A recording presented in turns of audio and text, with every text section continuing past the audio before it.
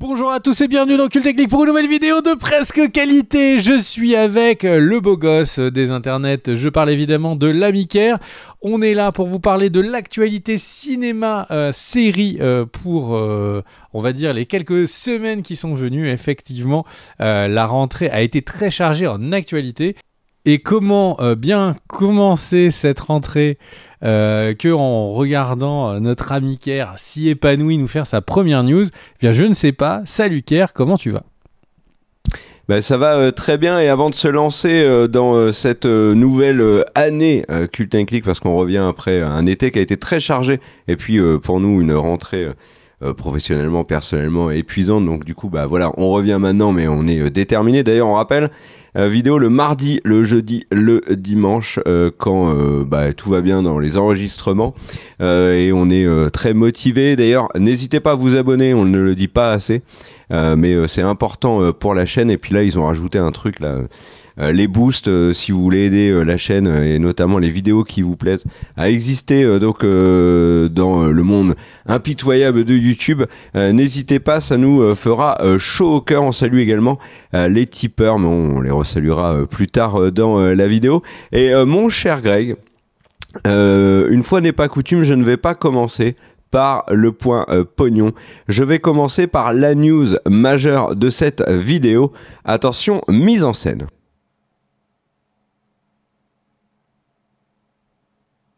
Je l'ai cassé. Bon anniversaire Greg. Wouhou, 24 ans mon gars. Tu les fais pas du tout. Ah, écoute, c'est très gentil. C'est très gentil. Je sais pas d'où tu sors le 24 ans, parce que du coup je peux même pas dire ça fait 24 ans que j'ai 24 ans, parce que je suis quand même plus jeune que ça. Mais écoute, ça me fait plaisir. Comme les gens doivent s'en douter, je viens de passer mes 80. Et ça c'est quand même beau. Ça sert que de faire des bains de soleil comme ça en Normandie. Ça maintient jeune, comme on dit, l'air frais. T'es toujours aussi beau. L'air iodé. Non, mais écoute, merci à toi. En tout cas, moi, ça me fait plaisir d'enregistrer Cult Technique pour mon anniv. Moi, j'ai hâte à ton point pognon qui, je te l'avoue, m'avait bien manqué. Et bah, avant ça, mon cher Greg, et avant le point pognon. Et merci pour ce magnifique chapeau. Ouais, mais avant ça, mon cher Greg, mise en scène.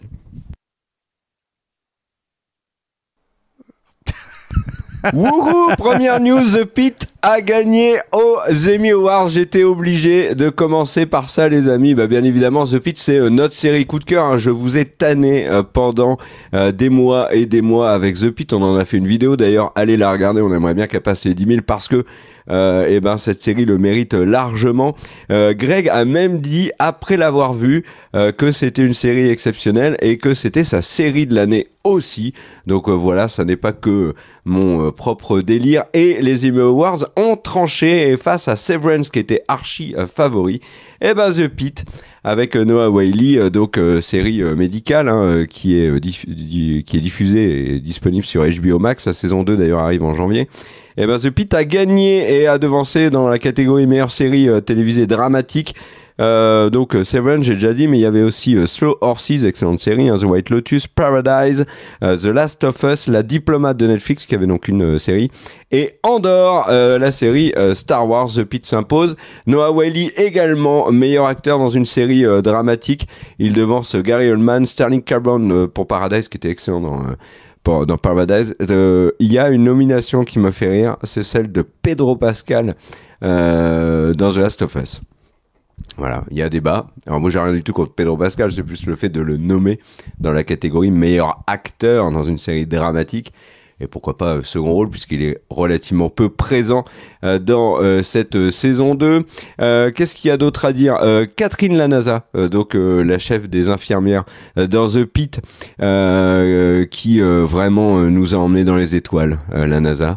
Je ne me pourris, mais c'est pas grave, on reprend avec les bonnes bases. Et ben elle a aussi gagné en meilleure actrice dans un second rôle. Donc voilà, et si on fait un peu le bilan, alors pour Severance c'est un peu rude. La série avait le record de nominations cette année. Elle a au total récupéré 8 Emmy Awards, mais il y a aussi des Emmy dits techniques ou secondaires dans la liste.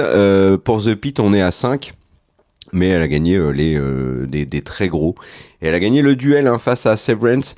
Donc déçu. Et du côté des comédies, mon cher Greg, alors là, il n'y a pas eu de débat. The Studio, la série avec Seth Rogen, a tout gagné. 13 victoires.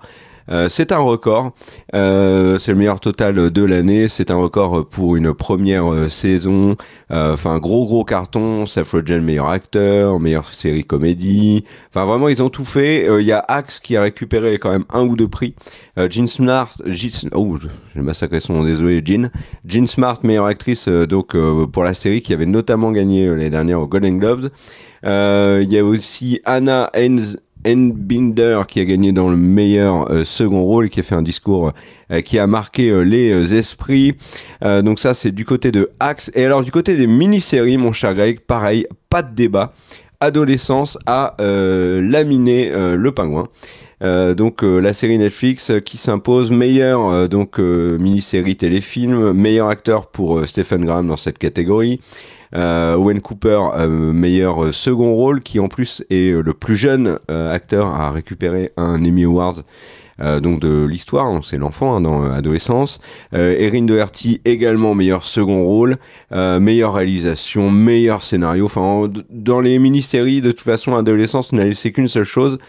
C'est le meilleure actrice pour Christine Milioti en Sofia Falcone dans Le Pingouin, et ça c'est mérité, elle était excellente dans cette série. Je tiens à souligner la présence de Rashida Jones, que j'adore, je suis ultra fan de Rashida Jones, qui a été nommée pour sa prestation dans Black Mirror.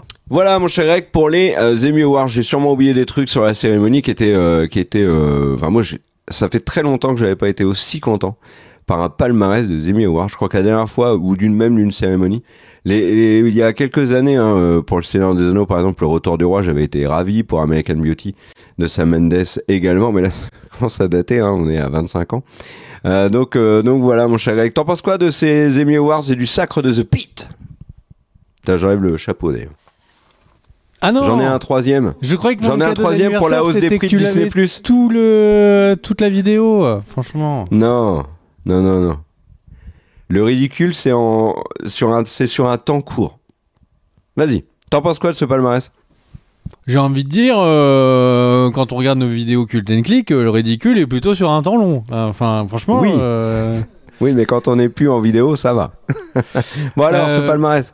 Bah écoute, je suis super content pour The Pitt. Et The Pitt, c'est toujours... pour moi, sans doute la meilleure série que j'ai pu voir ces dernières années. Le problème, c'est que c'est vraiment une série qui est très dure émotionnellement, donc c'est vraiment pas pour tout le monde. Que ce soit les trucs un peu psychologiquement durs ou des trucs avec un peu de sang et tout, ça vous dérange. C'est pas du tout pour vous.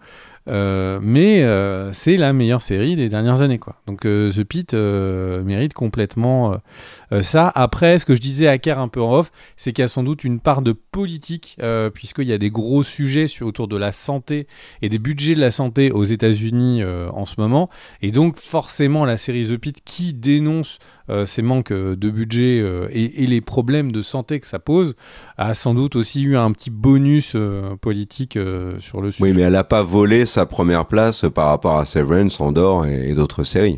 Moi, je trouve qu'elle est tout à fait légitime pour gagner, malgré son positionnement et son discours. D'ailleurs, Noah Wyle a fait un discours qui était de soutien total aux soignants américains qui sont en effet en difficulté. Très bien, mon cher Kerr. Est-ce que Et toi, tu fais quoi, toi? Ta première news, tu mets quel chapeau? Est-ce que je soutiens les personnels soignants américains? Oui, évidemment. C'est pas ma question. J'ai quelqu'un de ma famille qui est du personnel soignant aux États-Unis, donc effectivement. Mais là, tu me prends un peu à brûle pour point. Je soutiens tous les soignants du monde entier et bien sûr les Français. Je te demandais juste, c'est quoi ta première news? Pour un petit truc et franchement, tu sens que c'est pas facile, donc voilà. Je ne sais pas comment rebondir. Tu rebondis sur ma question. Quelle est ta première news? Allez, moi je vous fais un truc, tout le monde l'a entendu 1000 fois, mais est-ce que vous avez vraiment récupéré les bonnes infos? Je vais parler de Jimmy Kimmel. Jimmy Kimmel Live, donc il y a un late show américain, qui est un des 4 gros late show américains, donc c'est... les émissions... Comment ça s'appelait, celle avec Decaune et... Ah là là, la grosse émission... Nulle part ailleurs, la grosse émission, etc. C'est l'équivalent américain et où on les a imités. Enfin bref, vous voyez ça comme vous voulez. Et en fait, le truc, c'est que donc Jimmy Kimmel s'est fait suspendre des antennes de ABC. ABC qui est donc un gros groupe de chaînes américaines qui est une filiale de Disney, et donc effectivement il y a eu une suspension qui a été annoncée. Ça se passe dans un contexte politique très très très dur, j'ai envie de dire sur la planète mondiale, mais en ce moment également très très dur aux États-Unis. Et donc du coup, il a été retiré, suspendu des antennes suite à des propos qui ont été considérés comme déplacés suite à l'assassinat d'une personne aux États-Unis. Et en fait, c'est un petit peu tout ce qu'on a entendu ces derniers temps sur le fait que il était du coup suspendu, voire des gens qui disaient non mais ça y est, il est retiré des antennes, c'est pour toujours et tout. Donc non, il était suspendu. Et comme vous avez dû l'entendre peut-être, il a été réinstauré. Et au moment où on fait la vidéo, eh bien du coup, il a déjà repris, puisque c'était la reprise mardi. Et en fait, pourquoi est-ce que je voudrais vous en parler? C'est parce que je trouve que ce dont on parle pas et qui est presque le plus intéressant, est dans le cadre de cinéma-série, qui a un impact potentiellement très important. Alors le truc, c'est que si je vous déroule un petit peu le truc. Et donc, en fait, moi ce que je trouve intéressant, c'est de regarder un petit peu le développement de ce qui se passe, et surtout que c'est pas discuté. J'ai beaucoup entendu Jimmy Kimmel a été cancel, il est revenu, c'est la victoire de Trump, ou c'est la victoire de Disney, etc.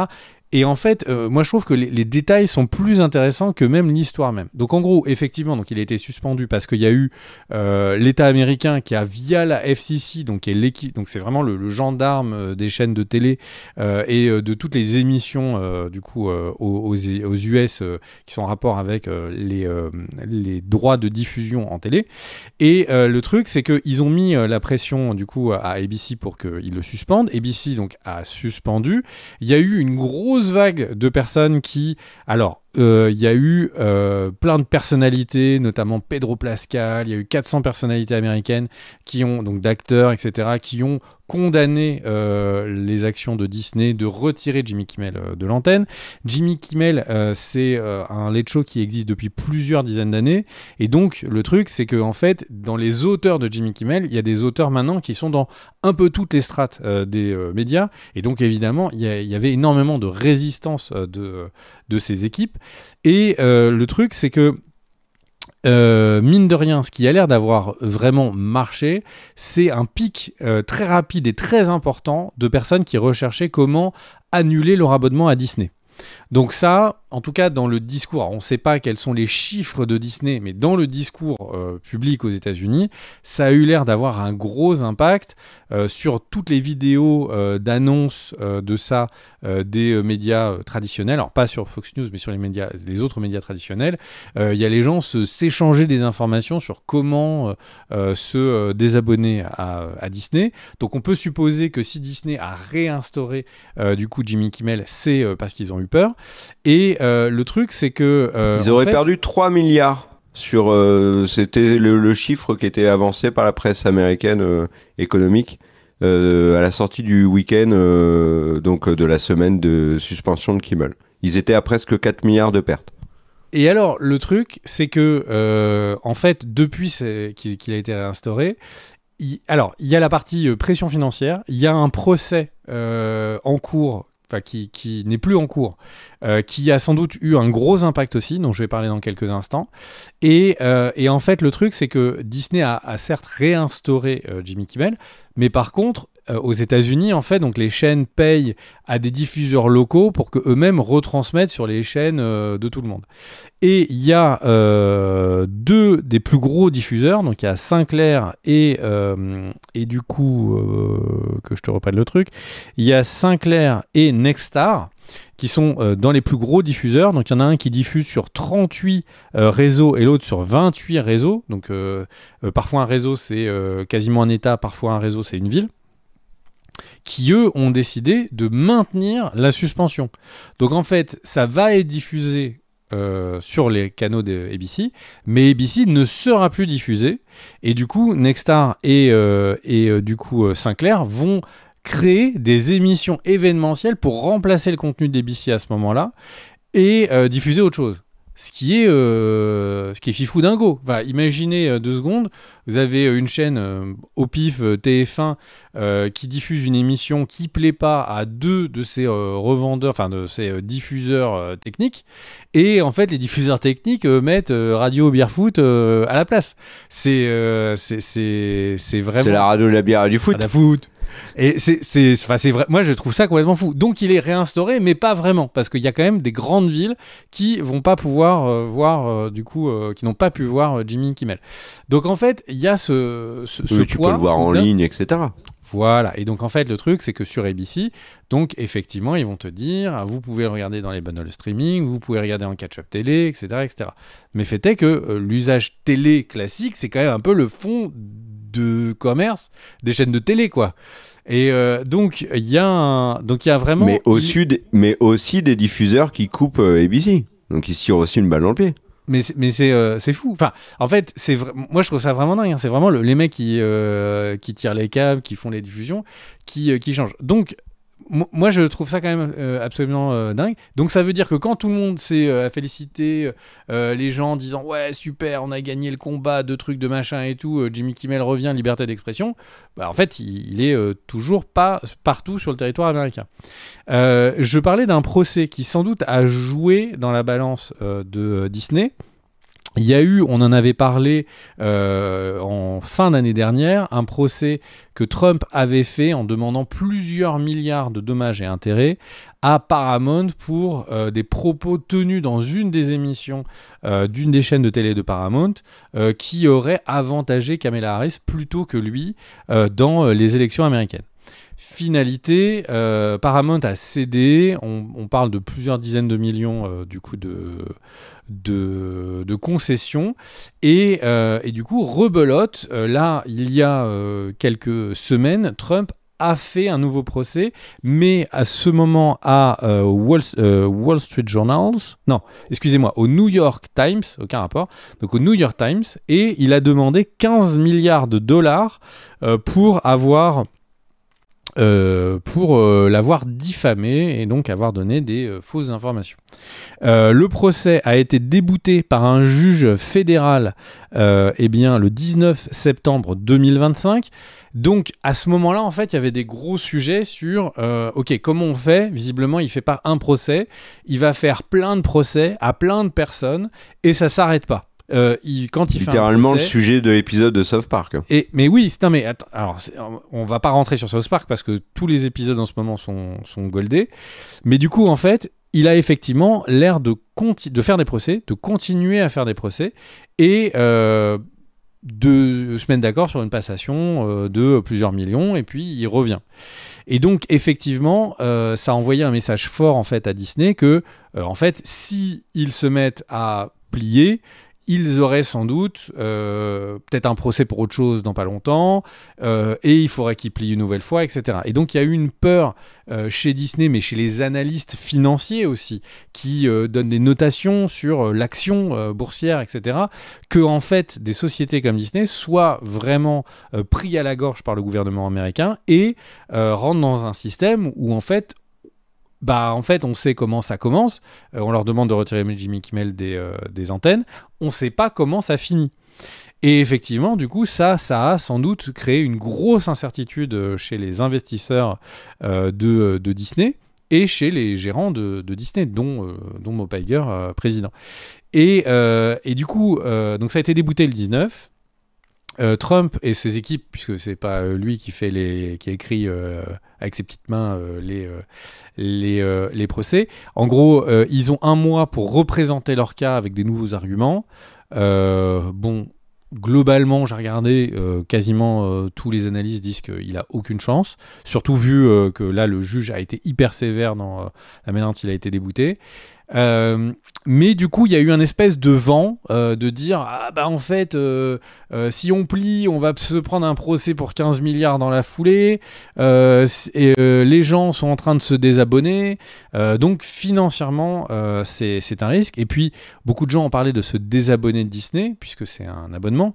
Mais la cash machine de Disney, c'est les parcs en numéro 1.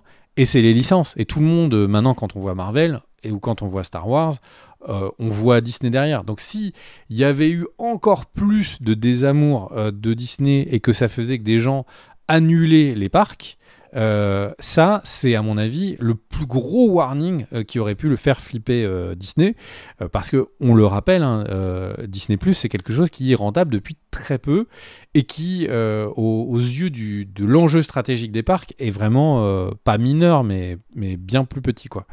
Et donc, je trouvais ça intéressant de mettre tout ça en rappel. Et pourquoi est-ce que je disais en mon intro de son impact sur le cinéma et les séries, et pourquoi on en parle dans la vidéo d'actualité ciné-série, c'est qu'en fait, ABC continue de commander des séries, Disney a des séries, des films en préparation, et du coup, très concrètement, je pense que là, aujourd'hui, il y a un choix qui est pas seulement de valider un projet pour ses qualités, alors qualité j'ai envie de dire publicitaire en un. Est-ce que c'est un projet qui est est-ce que ce film Marvel, ce film Disney, ce film indé, cette série, etc., a des capacités à rembourser son investissement et ramener de l'argent? Ça, c'est toujours évidemment le premier sujet. Le deuxième, est-ce que c'est bien ou pas?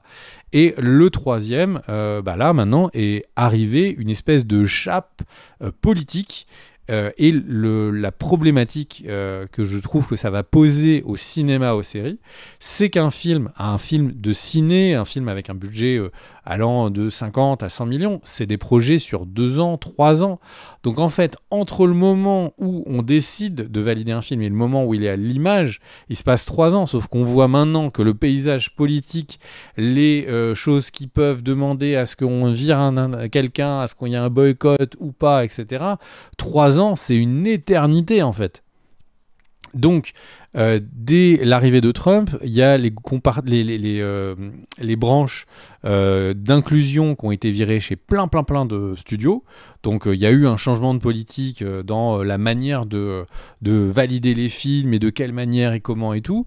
Et là, il va y avoir clairement, vu l'impact budget, vu les réactions consommateurs, vu les réactions des entités légales, qui, à mon avis, vont peser énormément sur le choix des films qu'on va voir. Et là, je parle pas de la semaine prochaine, je parle des années prochaines. Puisque du coup, il y a des films qui sont sans doute en train d'être retouchés au montage pour ne pas poser problème en ce moment, mais les films qui sont validés, qui vont sortir dans 1 an, dans 2 ans, dans 3 ans, auront forcément et du coup un impact. Et pour info, le sujet de la FCC qui met du poids sur ABC, sur Warner, sur machin, sur toutes les chaînes et sur tous les grosses majors de production de ciné et de séries, c'est pas fini du tout, puisque en fait ils ont toutes ces grosses structures, on va en parler. Il y a des fusions, il y a des acquisitions, notamment la FCC menaçait que Disney, qui est en train d'acheter une plateforme de streaming de sport, qui créerait peut-être un statut de monopole autour des plateformes de streaming de sport aux États-Unis, donc devait être validé par la FCC. Si la FCC dit non, je suis pas d'accord, Disney se retrouve bloqué sur son acquisition et ça a un impact financier très important, très vite. C'est des milliards à chaque fois ces fusions. Et donc comme on est dans un moment où Paramount se fait racheter, fusionner par Skydance, on sort de Warner avec Discovery et on va parler de Warner dans pas longtemps, de Disney qui fait encore des acquisitions. Si ils sont tous bloqués dans leur travail, dans leur business, parce que la FCC peut les embêter, c'est pas fini. L'histoire de Kimmel n'est peut-être pas finie du tout, et peut-être que c'est que le premier remous de quelque chose de plus important dans les prochains mois. En tout cas, ce qui est sûr, c'est que les grosses associations d'auteurs et de réalisateurs aux États-Unis se sont beaucoup, on va dire, se sont rendus très très actives autour des sujets, parce que je pense que concrètement, là, les réunions de travail sur les futurs films, c'est des sujets qui sont abordés avec les scénaristes dans les salles de réunion, très concrètement sur le film ne doit pas avoir tel type de personnage, doit pas avoir tel type de discours. Et c'est des mouvements de tectonique qui sont vraiment majeurs, quoi.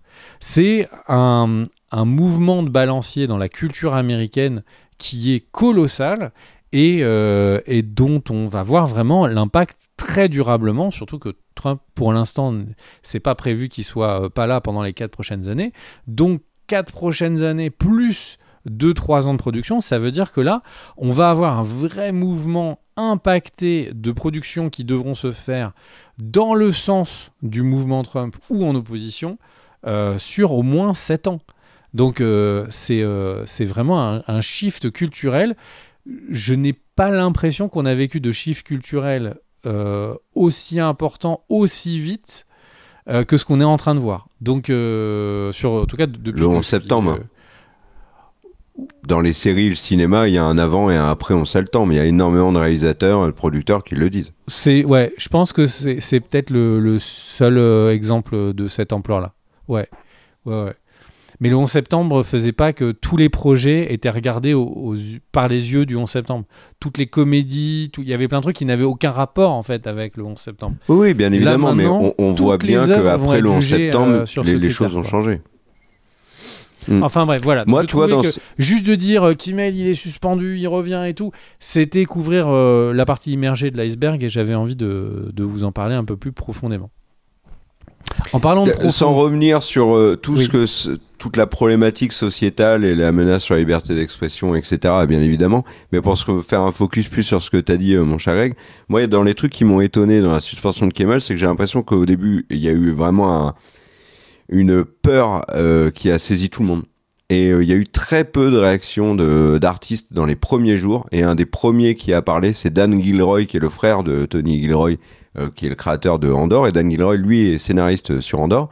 Et il a été... donc il venait de gagner un Emmy Awards justement pour le scénario d'un épisode d'Andor qui est sur... un massacre et une politique fasciste dans l'univers de Star Wars.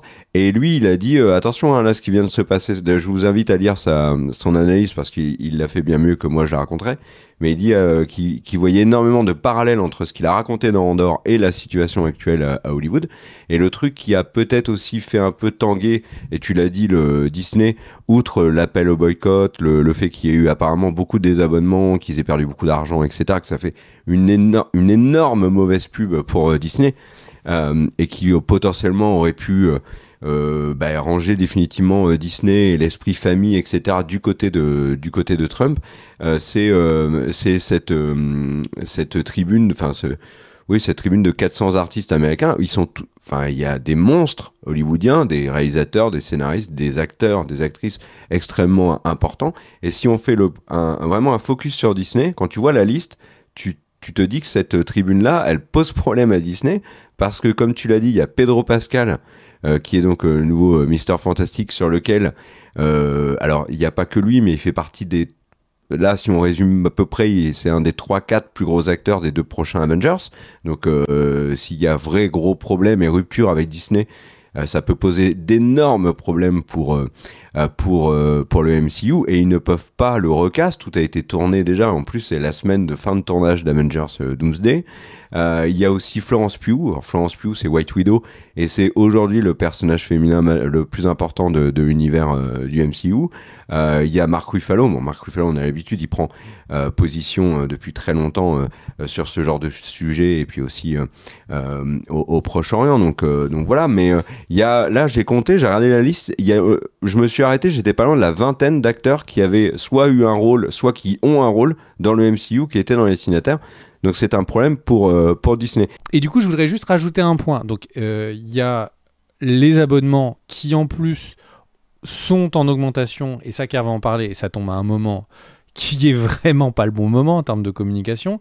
Mais le truc, c'est que les abonnements qui représentent un montant annuel, c'est sûr, mais sont à relativiser en termes d'argent pour Disney avec les week-ends en famille. Aux États-Unis, un week-end en famille, entre les familles avec les plus petites bourses, c'est dans les $800 le week-end en famille pour aller à Disneyland. Et le week-end en famille à Disneyland pour les familles un peu plus aisées, c'est de $2 000, voire à $4 000 si tu es avec les suites et les machins. Le pot médian pour une famille classe moyenne qui part pour 2 jours et tout, c'est entre $1 200 et $1 500 pour un voyage. Il y a de plus en plus le mouvement de personnes qui font des prêts aux États-Unis pour aller à Disneyland avec leurs enfants. Truc qui me paraît dingo. Ça a le vent en poupe, c'est de plus en plus le cas là-bas. Donc en fait, le truc, c'est que si Disney se retrouve avec des familles qui annulent leur voyage à Disneyland, là, sur le week-end précédent, en fait, l'état d'alerte est oufissime. Parce que imaginez, vous avez 10 familles, vous avez perdu $20 000. Ça va super, super vite. Et alors là, de toucher à la cash machine Disneyland, c'est leur liquidité. C'est l'endroit où il y a de l'argent qui rentre directement dans leur poche et qui permet de financer les projets. C'est vraiment leur tirelire, la source de billets, quoi. Et je pense que ça a été trop peu discuté sur les réseaux sociaux parce qu'effectivement c'est plus facile de se désabonner, mais les annulations de Disneyland dont on a vu peu de choses dire, mais si elles ont eu un impact, s'il y a eu un mouvement ne serait-ce que mineur, ça aurait pu avoir un impact majeur sur le business, et ça je pense que ça n'a pas été assez dit très concrètement. Mais ça touche tout en fait, mon chéri, parce que la shitstorm, elle a un impact. Si toi par exemple tu dis bon bah Disney stop, là ce qui se passe ça me convient pas, ça impacte Disney+, ça impacte potentiellement comme tu l'as dit un voyage dans le parc, mais ça impacte aussi les jeux vidéo parce qu'il y a plein de jeux vidéo Disney, ça impacte le merchandising, etc. Tu vas moins acheter de produits Disney, en plus avec l'arrivée de la période de Noël, donc c'est extrêmement compliqué, surtout que Disney a aussi beaucoup à perdre en cette fin d'année ciné. Ils ont quand même les 2 plus gros films potentiellement de l'année 2025 qui sortent bientôt, qui sont donc Zootopie 2 et le prochain Avatar.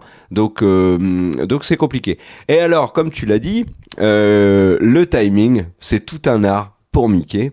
Et donc le jour de retour de Jimmy Kimmel, qui est aussi accessoirement le jour de sortie des 4 Fantastiques sur Disney+ aux États-Unis, et ben ils ont annoncé, alors pour être honnête, ils avaient déjà dit en septembre qu'il allait y avoir une augmentation des tarifs plus tard, sans préciser la date. Et ils ont choisi donc le 23 septembre, en pleine shitstorm, pour dire en fait, on augmente les tarifs. Mais attention, hein, on fait ça bien. Donc, au niveau des tarifs, ça donne quoi ? À partir du 21 octobre, l'abonnement avec pub, attention, hein, avec pub, il passe à $11,99. Ça fait cher la pub quand même. Hein. Après, c'est peut-être de la pub qui va être hyper quali, c'est peut-être pas la même pub qu'on a en France qui nous saoule et qui fait qu'on change à chaque fois. Moi, tu sais qu'une fois sur 2, mais ça, c'est pas que Disney, hein, c'est très souvent Prime, etc. Une pub, j'arrête. Je vais faire autre chose. C'est un vrai problème, mais bon, ça, on aura l'occasion d'en parler dans d'autres vidéos, je pense. L'offre premium, donc sans pub, passe de $15,99 à $18,99. Pour ceux qui n'ont pas envie de calculer là parce qu'il est trop tard ou trop tôt ou parce que vous venez de manger, c'est une augmentation de $3 juste là à partir du 21 octobre sur le premium. Et l'offre avec donc le bundle Disney+ avec pub, Hulu avec pub, passe à $12,99. On ne sait pas pour la France pour l'instant. En termes de timing, ça pouvait pas être pire. Alors, au niveau des réseaux sociaux se sont déchaînés du coup avec cette annonce. Et en plus, Disney a hyper mal communiqué parce que Kimmel revient, Disney a perdu plein d'abonnés, Disney a perdu plein de thunes, boum, Disney augmente les tarifs. Donc les gens disent, voilà, il y a un lien de cause à effet. Pour combler les pertes liées à l'affaire Kimmel, en fait, c'est les abonnés qui vont trinquer. Du coup, Disney est arrivé derrière en disant non, en fait, on a mal expliqué, c'était prévu, hein, ça n'a rien à voir avec Jimmy Kimmel. En tout cas, alors peut-être, hein, moi je veux bien le croire, parce qu'en fait ça correspond avec la sortie des 4 Fantastiques. Donc généralement ils utilisent une très grosse sortie ou un gros événement, par exemple des chiffres annoncés aux actionnaires à la bourse d'abonnés qui sont hyper positifs. Netflix a l'habitude de le faire, boum, ils augmentent les tarifs en même temps parce qu'ils sont en situation de force, ou une très grosse sortie médiatique comme Vice Versa 2 l'année dernière, ou là par exemple les 4 Fantastiques, même si j'en reparlerai dans le point pognon, peut-être que l'impact des 4 Fantastiques est à minorer aussi, mais là toujours est-il que ok, c'était peut-être prévu, mais là il fallait l'annuler. Parce que là, pour calmer la shitstorm, ils en prennent une deuxième. C'est compliqué. C'est très compliqué pour Disney. Voilà, mon cher. Avant le point pognon. Je l'ai pas dit, mais c'est évident. Les annonceurs publicitaires de l'émission de Kimmel, sauf s'ils sont sur des notions politiques, ce qui est pas la logique première d'un annonceur. Ils mettent de l'argent pour faire des vues. Ils vont devoir sans doute demander des remboursements à Disney, puisque ça va pas être diffusé devant autant d'Américains que prévu. Mais est-ce que les audiences vont pas gonfler à cause de l'affaire, justement? Moi j'imagine plutôt ça. Hein. C'est un effet stressant contre Disney et pour Kimmel. Mais pour lier un peu avec mon métier, quand une campagne de promotion fait pas les trucs, les annonceurs demandent un remboursement de tout ou partie. Hein. Ouais. Avant de passer au point pognon, j'aimerais faire un point hommage, mon cher Greg, et je pense que je vais oublier du monde, parce qu'il y a eu malheureusement des noms du cinéma et des séries qui nous ont quittés ces dernières semaines, et je vais commencer par Robert Redford, qui est décédé à l'âge de 89 ans, immense acteur. C'est l'effet C'était les premiers jours où il faisait un peu plus froid, du coup, toutes les personnes... C'est incroyable. C'est les premiers vents frais de septembre. Alors, tu sais que son dernier film, sa dernière apparition à l'écran, c'est aussi dans son plus gros succès commercial, mon cher Greg. C'est dans Avengers Endgame.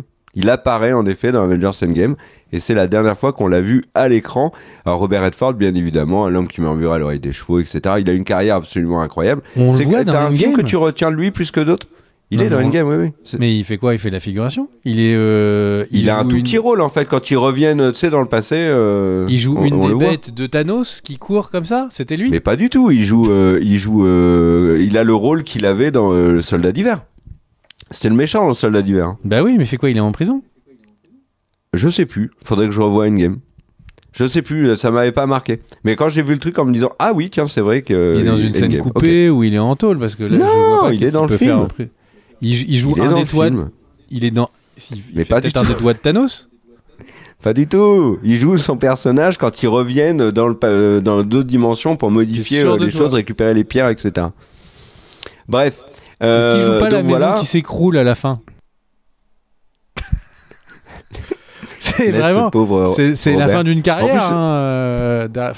Tu vois, il est même pas recasté dans Brave New World. Immense acteur Robert Redford. Tu retiens quoi un film que tu retiens plus de lui qu'un autre? Moi là comme ça. Après je suis pas génération Robert Redford, mais là comme ça, un film qui m'avait marqué dans mon adolescence, c'était Légende d'automne. Si je dis pas de bêtises, il est dedans. Et ben moi, celui que je retiens, c'est Les Hommes du Président, dans lequel il joue avec Dustin Hoffman, pour plusieurs raisons. Parce que le film, 1, est très bien. 2, parce que la classe à l'américaine aurait été vraiment beaucoup moins bien sans toutes les coupes qu'ils ont fait dans Les Hommes du Président. Et puis globalement, l'arnaque aussi, évidemment. Mais c'est vrai que c'est pas trop notre génération. Il était déjà en déclin. Et il y a un film où il était chouette, c'était dans L'Homme qui murmurait Spy Game en à l'oreille des chevaux. Moi j'étais allé le voir au ciné. J'ai pas dû voir beaucoup de films de Redford au ciné. J'avais vu Spy Game. Mais Robert Redford est dans un de mes plus grands souvenirs de cinéma. Le film où il joue un mec qui fait du bateau et je suis tout seul. Oui, extraordinaire. Comment s'appelait ce film? Est-ce le moment le plus opportun pour raconter cette anecdote? Mais allez, tu peux, mais c'est où il joue donc un marin. Et je vais voir un film juste parce que quelqu'un me dit non, mais c'est Robert Redford à son apogée et tout, ça faisait longtemps, mais là il est pas. Et je vais voir le film. L'ouvreuse est surprise quand elle voit le nom du film sur le ticket. Oui, ça, le machin. Et j'y vais, je suis seul. Je connaissais pas trop le pitch du film. Assez vite, il n'y a plus personne qui parle dans le film. C'est vraiment un marin qui est seul, qui ne dit rien, qui est en galère. Je me suis tellement ennuyé d'une force. Mais vraiment, que tu m'as appelé surtout. Tu m'as appelé une grande partie du film. Ça a été ma cassure. Ça a été mon moment où Robert Redford, il y a eu l'avant et l'après All Is Lost. Mais tu m'as appelé pendant le film. Oui, c'est vrai. À un moment, tu m'as appelé pendant le film et je comprenais pas. Je me dis mais attends, mais ça dérange pas tout le monde qu'on discute peinard depuis une demi-heure? Bah attends, je fais ça à tous les films. J'entendais juste l'écran derrière. Les gens, j'ai du popcorn d'habitude, là, il y a personne. Je trouve, et je veux pas trop m'avancer, mais c'est pas le plus bel hommage que vous verrez pour Robert Redford. Que là, ce passage. Non, mais c'est un grand acteur. Il est dans Proposition indécente. C'est une très grande carrière et tout, mais c'est vrai que franchement, et le problème, c'est que c'est un peu le syndrome, je trouve, Harrison Ford. C'est que la fin de carrière, en vrai, il s'arrêterait là, ce serait pas grave, quoi. Tu vois, Robert Redford... Harrison Ford, tu l'as vu dans Shrinking et tu veux qu'il arrête sa carrière? Alors, Shrinking, fin de carrière, sublime. Il se moque de lui-même et tout. Indiana Jones... Mais il joue surtout très très bien. Tu vois, enfin vraiment, la nouvelle trilogie de Star Wars et tout... Le dernier, là où il joue dans Brave New World, c'est cata. Et c'est les films qui sont les plus vus. Hein. C'est pas Shrinking qui va faire le dernier Indiana Jones. Franchement, ce serait tellement mieux que ces films n'existent pas que... Oui, mais tu peux faire ça avec tout le monde. Scarlett Johansson, elle est bien plus vue dans le dernier Jurassic World qu'elle l'est dans Marriage Story avec Adam Driver. Et pourtant, elle est incroyablement plus talentueuse dans Marriage Story. Et donc, tu lui conseillerais pas de pas le faire? Autre personne qui nous a malheureusement quitté, il y a Claudia Cardinal aussi, donc voilà, RIP donc à ces monuments du cinéma, donc l'actrice italienne. Et moi, il y a un hommage aussi que je veux faire un peu plus qui me touche plus personnellement. C'est un hommage à Dominique Collignon-Morin, qui était donc un doubleur français qui est décédé il y a peu, et c'était le doubleur en français de Nicolas Cage et aussi de Mark Hamill accessoirement dans Star Wars. Et c'est une voix qui m'a beaucoup marqué, alors Nicolas Cage notamment dans Volte-Face, mais aussi parce qu'il avait doublé le personnage du Borgne dans Mille et une pattes. Et comme j'ai une affection toute particulière pour Mille et une pattes, et c'est vrai que son doublage était exceptionnel. Et donc voilà, lui aussi, et j'aimerais en citer, alors il y en a d'autres, hein, je suis désolé de pas tous les citer là, puisqu'on a eu quelques semaines sans news. J'aimerais aussi rendre hommage donc à Emmanuel Carsen, j'espère que je le dis bien, qui était la voix de Sean Penn notamment, et aussi de Norman Reedus dans les dernières productions donc de Norman Reedus, notamment The Walking Dead. Il a fait plein d'autres trucs. Il avait aussi doublé certaines fois Brad Pitt. Donc voilà, on est dans une période où je trouve il y a beaucoup de voix mythiques du doublage français qui en plus si souvent décriés, alors que pour moi il n'y a aucune raison d'ailleurs, de vrais artistes, et je les défendrai bec et ongle jusqu'au bout, mais on a perdu des voix majeures, tu vois. On a perdu la voix de Morgan Freeman, on a perdu la voix de Stallone, on a perdu... Enfin, voilà, donc bien évidemment, on est derrière les voix, il y a aussi des personnes qui ont été acteurs. Par exemple, l'acteur qui doublait Norman Reedus était aussi acteur. Acteur plus classique, hein, pas de doublage, mais voilà, donc moi ça me touche ça, et donc un mot pour eux, un mot aussi pour leur famille.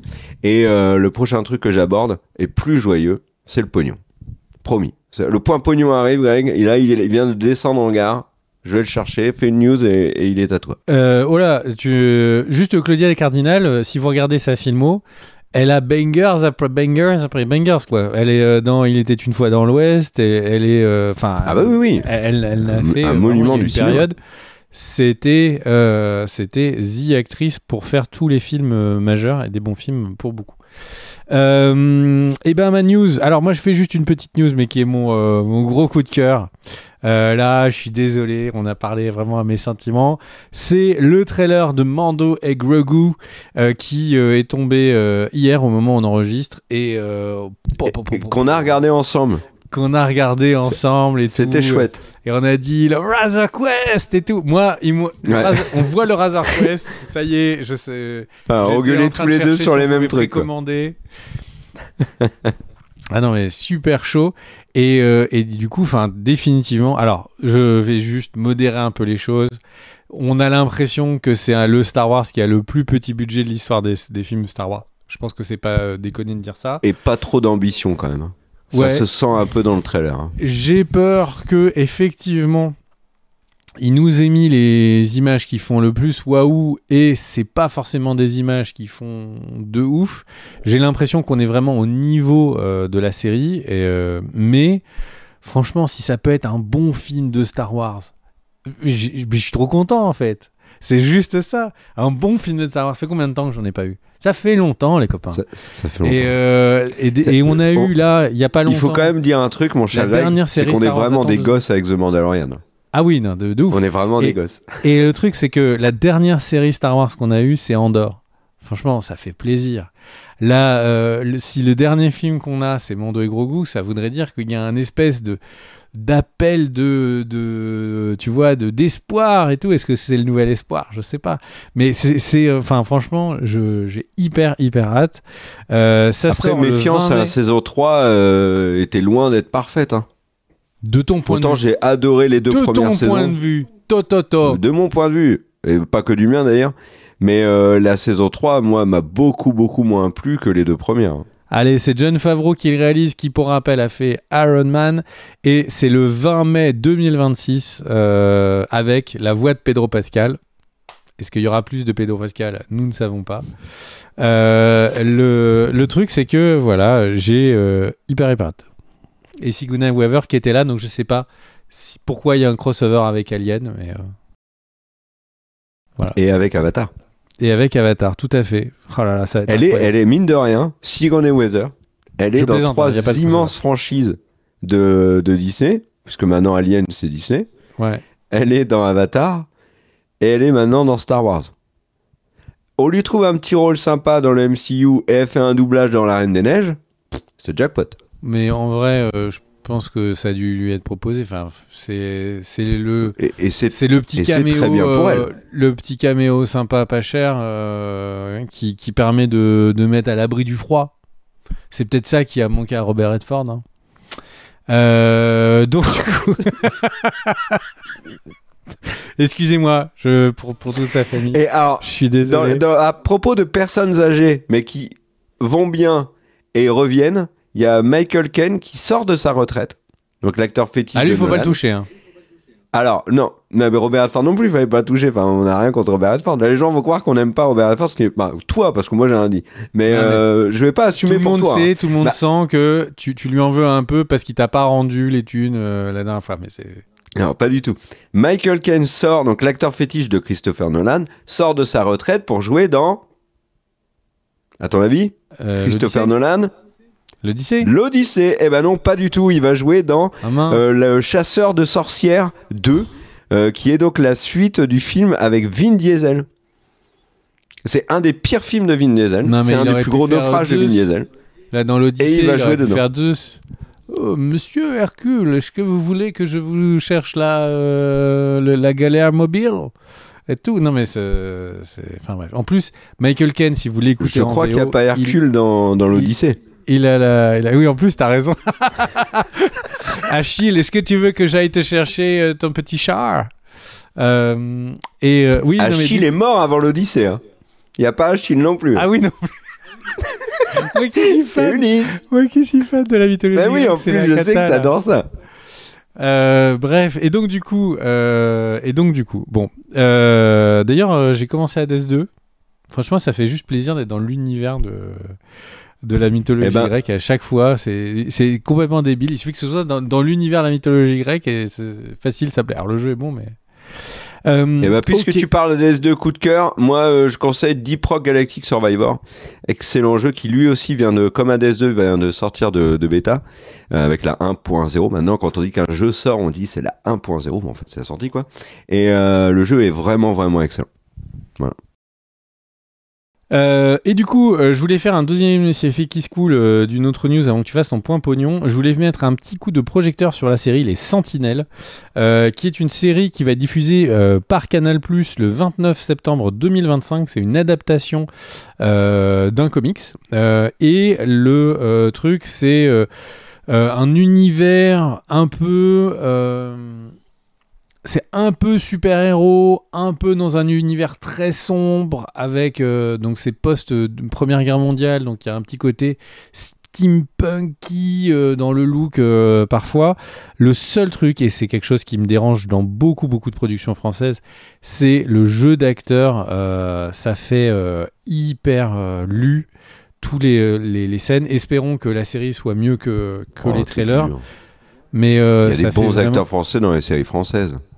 Non mais Cœur Noir, ils sont excellents dans Cœur Noir. J'ai pas dit toutes les productions françaises sont cata. Non, bref, j'ai jamais senti une seule fois que le dialogue était lu.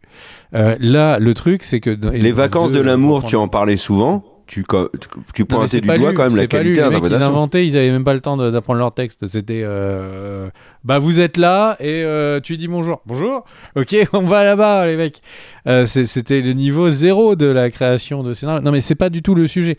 Le sujet, c'est que ne compare pas la série Les Sentinelles avec Hélène et les garçons quand même. Mais si tu regardes le trailer, tu comprendras ce que je te dis. Vraiment, il y a ce trailer. Je suis très emballé, moi. Mais tu trouves pas qu'il y a vraiment un truc genre et là, mon cher monsieur, ne dites pas ça. Vous ne savez pas ce que c'est que d'avoir des émotions. Non. La vidéo touchant à sa fin, mon cher Greg. Déjà, il va falloir qu'on fasse le point pognon. Oui, mais on a tellement de news. Vous voulez des infos sur Superman 2, on en parlera dans la prochaine vidéo. Mais attention, il y a une news quand même que je tenais à vous faire parce que elle est quand même importante. Danny Boyle a confirmé que Cillian Murphy serait dans le second et le troisième film de la trilogie 28 ans plus tard. Je trouvais ça important donc de le dire avant de passer au point pognon qui est assez huge, il faut le dire. Installez-vous dans votre fauteuil, mon cher Greg, toi de même. On avait donc terminé nos vidéos news cet été, on s'était laissé sur donc l'opposition frontale, la guerre des communautés. Et pas de l'anneau, mais des communautés de DC et de Marvel qui s'opposaient sur Superman d'un côté et les 4 Fantastiques. On disait, alors, est-ce que le mois d'août va être un mois très très calme ? Septembre, ça va être le chaos. C'était en tout cas les estimations qui étaient faites. Et tout ne s'est pas passé comme prévu. Alors d'abord, il y a eu un emballement aux États-Unis autour du film The Naked Gun avec Liam Neeson, qui objectivement n'a pas particulièrement brillé, pourtant bonne critique aux États-Unis et étonnamment mauvaise critique en France. Avec l'ami Greg, on est allé le voir, on en parlera probablement plus tard, mais le film est en effet plutôt décevant. Aux États-Unis, il a quand même remporté $100 millions, donc c'est solide, mais ça sera le sujet d'une prochaine vidéo. Force est de constater qu'aux États-Unis, les comédies ne rapportent pas autant et n'ont pas le pouvoir au box-office qu'ont les comédies en France. La raison, c'est peut-être que Christian Clavier, il est pas américain. Voilà. Et alors, le truc, c'est qu'à côté de ça, il y a eu des grosses surprises. Et la grosse surprise du mois d'août, c'est Weapons. Weapons, c'est un film d'horreur très original. Je vous invite à aller le voir. C'est donc alors, en français, il a été traduit par Evanouie. Bon, là, tout de suite, ça donne moins envie d'aller le voir. Weapons, c'est un film. Alors, je ne veux pas parler de la qualité du film que moi je suis allé voir. En tout cas, il est original, il mérite d'être vu au moins une fois. Et il a marché très fort en août. Il a dominé le box-office américain en août. Il a dominé aussi le box-office français en août. Il faisait un duel avec F1 de Brad Pitt qui était sorti depuis plusieurs semaines. Preuve en est que le cinéma en France au mois d'août a été très compliqué. Et au final, Weapon s'arrête avec un peu moins de 150 millions de dollars aux US, ce qui n'est pas incroyable. Actuellement, il est 13e plus gros succès de l'année aux États-Unis. Et pourtant, il a dominé le mois d'août. Donc voilà, mois d'août compliqué. Et derrière, mon cher Greg, on a la sensation. La sensation... C'est une franchise qui marche bien. C'était le dernier, enfin théoriquement, hein, parce que là, du coup, comme le dernier marche bien, ils nous font une Jurassic World, hein, on appelle ça comme ça dans le milieu. On en refait un autre. Après avoir dit que c'était terminé, c'est bien évidemment Conjuring, le dernier Conjuring, qui était un petit peu attendu. Objectivement, les analystes aux US avaient dit, bon, Conjuring, ça peut être le film du mois de septembre, mais personne n'avait dit du mois de septembre. Et potentiellement un des plus gros de l'année, et pourtant c'est le cas, puisque Conjuring a déjà récolté 150 millions de dollars au box-office, il a réalisé le plus gros démarrage ever international pour un film d'horreur, le 2e ou 3e aux US. En France, c'est pareil, il a réalisé le 2e meilleur démarrage ever pour un film d'horreur.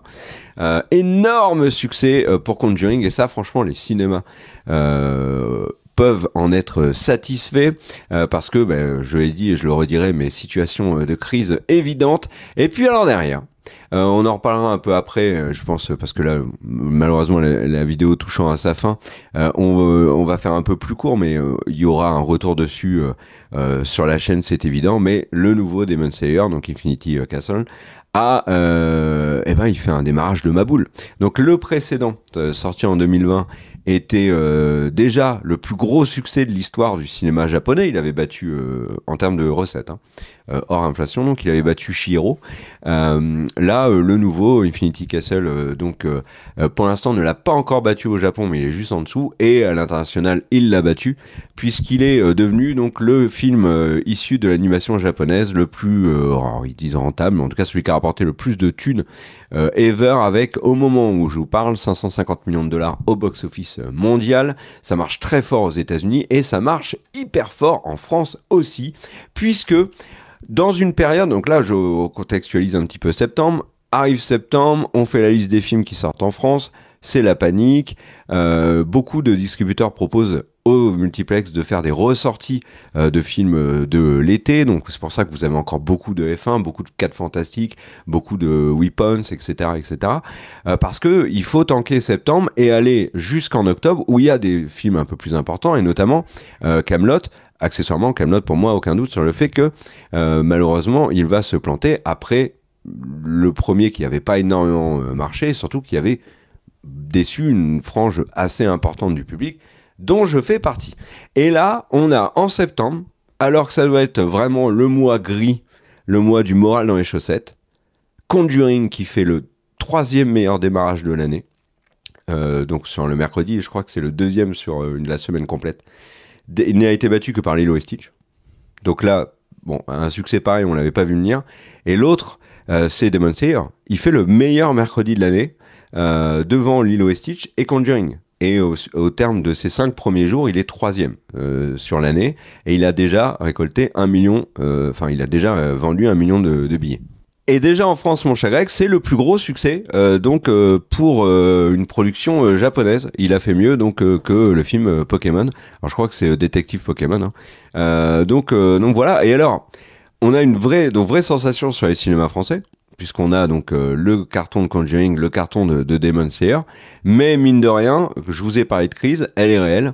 On a une baisse de 15% sur les 8 premiers mois de l'année par rapport à de 2025 par rapport à la même période sur 2024, donc c'est une grosse baisse. Et alors la baisse elle est vénère pour le mois d'août, puisque sur le mois d'août, entre août 2024 et août 2025, il y a une baisse de 30%. Donc il y a un article du Monde très intéressant qui en parle, et il y a notamment une intervention de Marc-Olivier Sebag, qui est le délégué général de la Fédération nationale de cinéma français, qui dit faute de films locomotifs capables comme en 2024, donc ça il le dit pas, mais c'est un petit truc en plus, c'est Monte Cristo, de fédérer 5 millions de spectateurs. Il nous manque littéralement 18 millions d'entrées par rapport à l'année dernière. Donc et ça se sent d'ailleurs si vous avez des cinémas auquel vous êtes attaché, cinéma associatif, cinéma de petits de quartier, enfin, voilà, soutenez-les parce que la période est délicate. Donc pour le cinéma qui espère un rebond en fin d'année avec les sorties d'Avatar de Zootopie et 2026 qui s'annonce nettement meilleur sur le papier que donc 2025. Et avant de se quitter sur le point pognon, mon cher Greg, un point sur le box-office mondial quand même. Donc le film chinois dont je ne sais toujours pas le dire le nom, et j'en suis navré, Nisa 2 est toujours largement en tête de ce box-office 2025. Il est à 1,9 milliard. Il n'y a qu'un seul film américain milliardaire. C'est Lilo et Stitch qui devance donc Minecraft à 950 millions.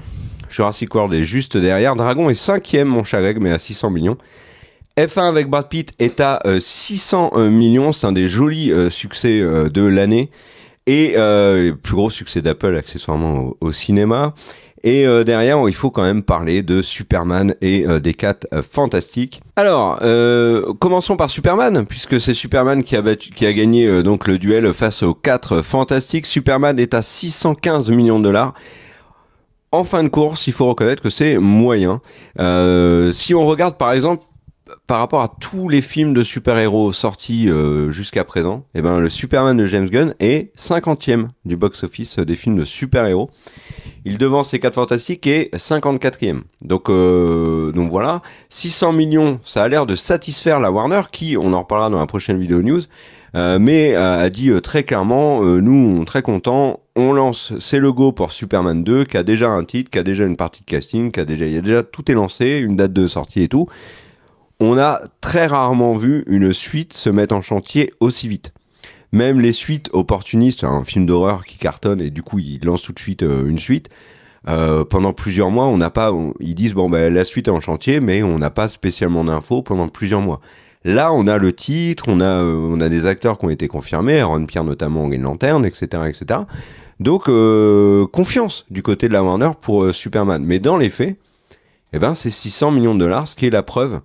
Et c'est les retours qu'on en a du côté de Marvel et du côté de DC, que c'est compliqué aujourd'hui de faire venir les gens en salle sur des films de super-héros.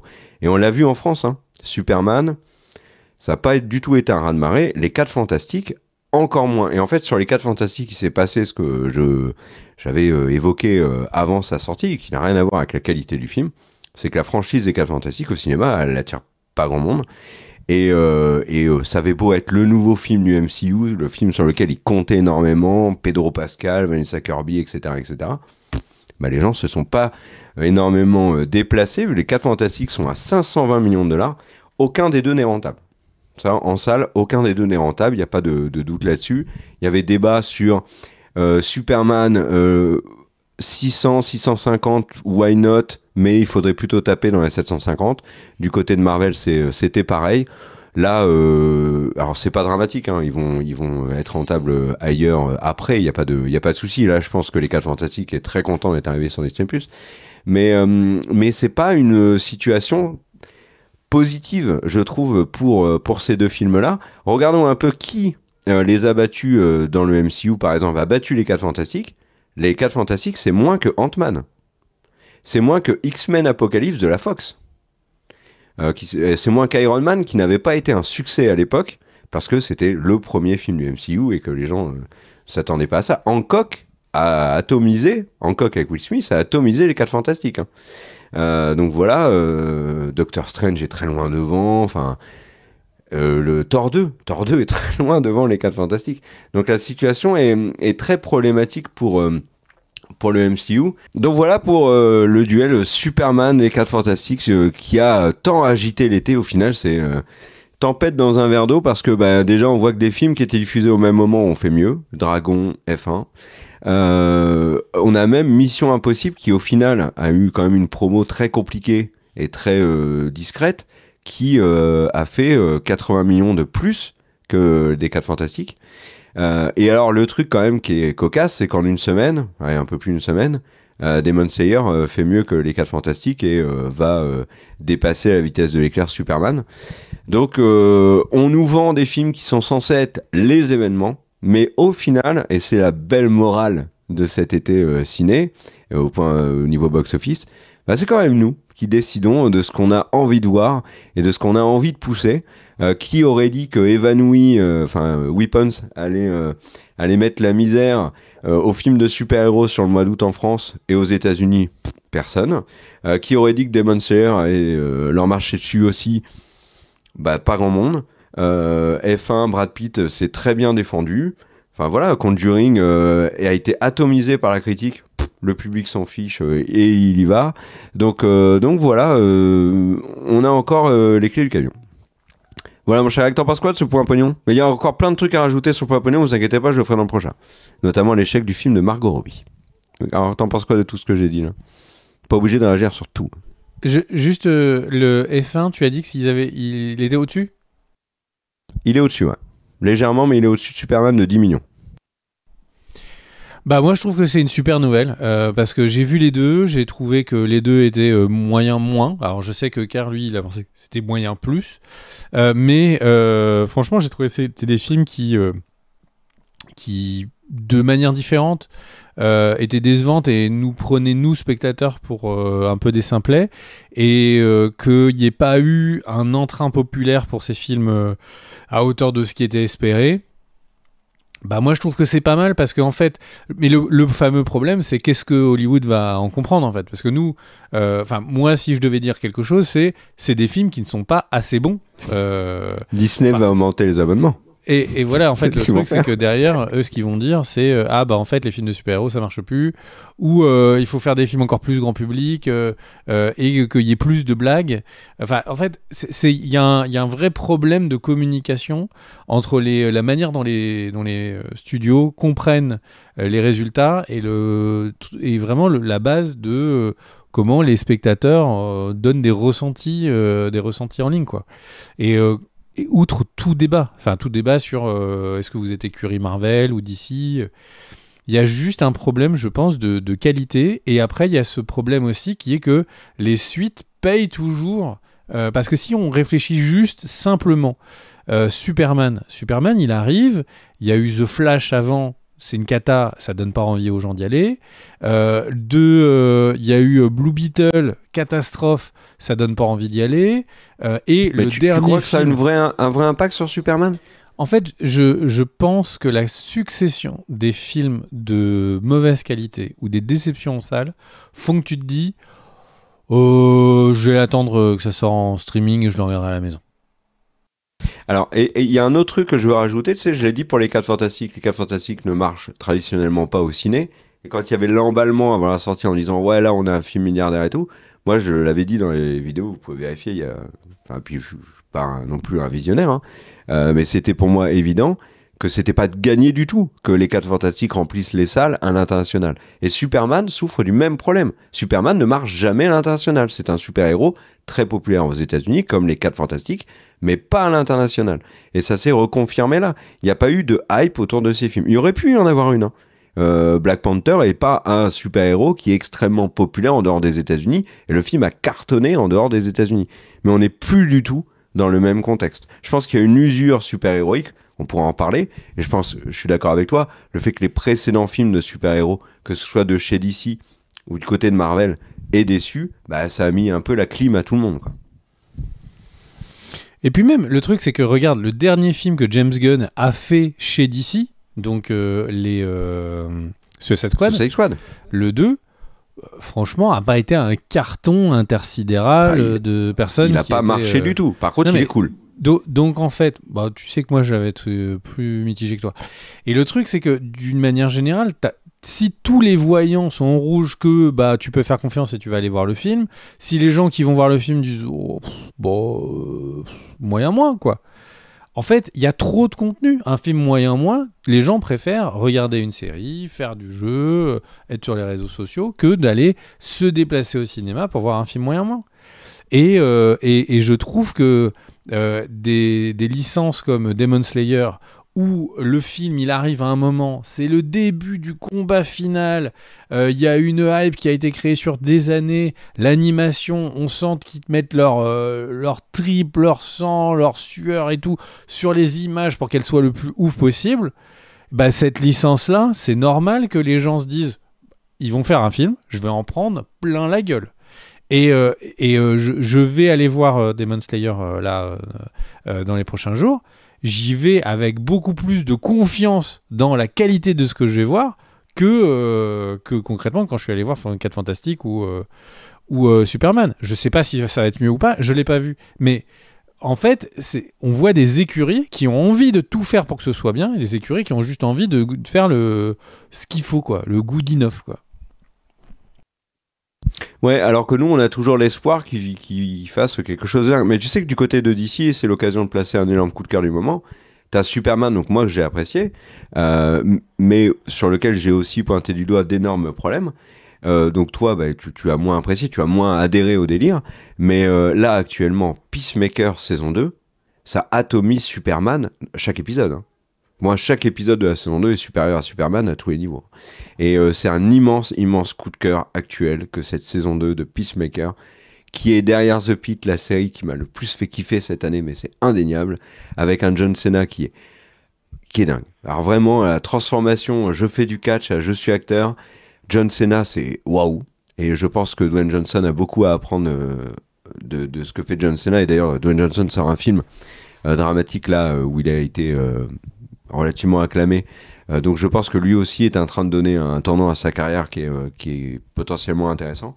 Mais là, Peacemaker, si vous l'avez vu, dites dans les commentaires ce que vous en pensez. Mais moi, c'est le kiff total le vendredi, le soir. Mon Peacemaker qui ne dure que 30 minutes malheureusement, ça devrait durer 2 heures, mais c'est kiff total. Voilà. T'as d'autres news, mon cher Greg, ou on se dit à la prochaine pour la suite des news? Parce que là, on va être aussi long que Titanic. Hein. Et bah du coup je vais juste faire très rapide comme ça, le sujet des Star Wars sera clôturé. Je veux juste rajouter qu'il y a 2 annonces Star Wars supplémentaires. La première, c'est une des nouvelles images de Star Wars Starfighter, donc le film de Sean Levy. C'est une image où on voit effectivement un peu plus de l'univers, pour une fois une planète d'eau, pourquoi pas, et qu'ils sont en train de tourner en pleine Méditerranée. Et il y a le casting. Oui, le casting a été dévoilé et il est ouf. Moi, je le trouve excellent. Donc, il y a Ryan Gosling, je rappelle. Il y a Matt Smith, donc Daemon Targaryen. Il y a Mia Goth, qui était donc de la trilogie Maxine. Aaron Pierre, donc qui est Green Lantern, qui là explose à Hollywood. On a Simon Bird, Jamal Westman, Daniel Ings, Amy Adams, qui ont rejoint aussi le film. Amy Adams aussi, quoi. Gros casting. C'est assez rare que Star Wars mise autant, tu vois, sur... Toi, Solo, il n'y avait pas un casting. Non, mais ça veut dire qu'ils se rendent compte que les licences Star Wars ne peuvent peut-être pas suffire et qu'il faut aussi ramener des bons acteurs. Tout à fait. Et ça, c'est pas si mal quand ils se sentent en danger. C'est là où ils font souvent les meilleurs films.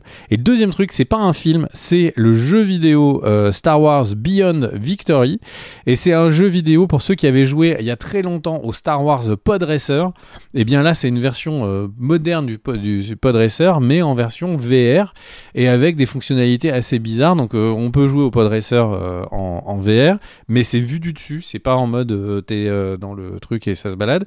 Et il y a des fonctionnalités dans le jeu qui sont très étonnantes. Tu peux avoir, si tu as un casque VR qui permet de montrer là où tu es, tu peux te rajouter toute une pièce de goodies Star Wars où tu fais les tailles, les machins et tout.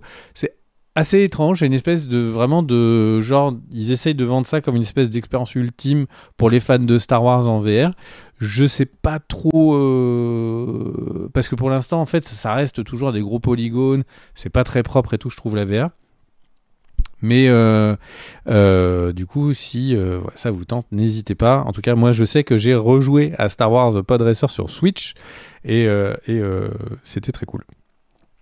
Et voilà, on peut arrêter les news maintenant. On va vous remercier si vous êtes arrivé jusqu'au bout de la vidéo. Vous êtes vraiment, vous êtes d'une endurance incroyable. Peut-être que vous êtes en train de dormir. Dans tous les cas, eh bien, on va essayer de pas trop vous déranger si vous dormez. On va vous remercier. Kerr l'a fait au début, mais je voudrais encore une fois remercier les tipeurs. Vous avez vu que cet été, on a eu un peu de temps. Alors, on s'est motivé pour vous faire énormément de contenu. Et on a vu que justement, il y a eu beaucoup de personnes qui se sont mis à aller sur Tipeee pour soutenir cette initiative. Merci à eux, ça nous a permis d'avoir vraiment cet élan sur tout l'été. Et voilà, on aimerait bien du coup pouvoir répéter ces moments où on fait du coup plus de vidéos, on peut dégager du temps de nos vies respectives pour pouvoir vraiment faire ça, pouvoir du coup avoir plus de gens qui travaillent derrière au montage par exemple, etc. Donc vraiment merci aux tipeurs, c'est un soutien direct et vous avez pu voir cet été exactement ce que ça donne. Merci à tous ceux qui vont également juste partager, mettre un commentaire pour soutenir la chaîne ou pour échanger avec nous. Vous le voyez, on répond souvent quand on peut. Et aussi évidemment à tous ceux qui vont utiliser cette fonction boost qui est testée en ce moment avec les gens qui ont un certain nombre de boosts. N'hésitez pas à booster notre chaîne, ça aide énormément pour que des petites chaînes comme la nôtre puissent être découvertes par d'autres personnes. Voilà, des bisous, merci à tous et on se retrouve très vite. Ciao, bisous.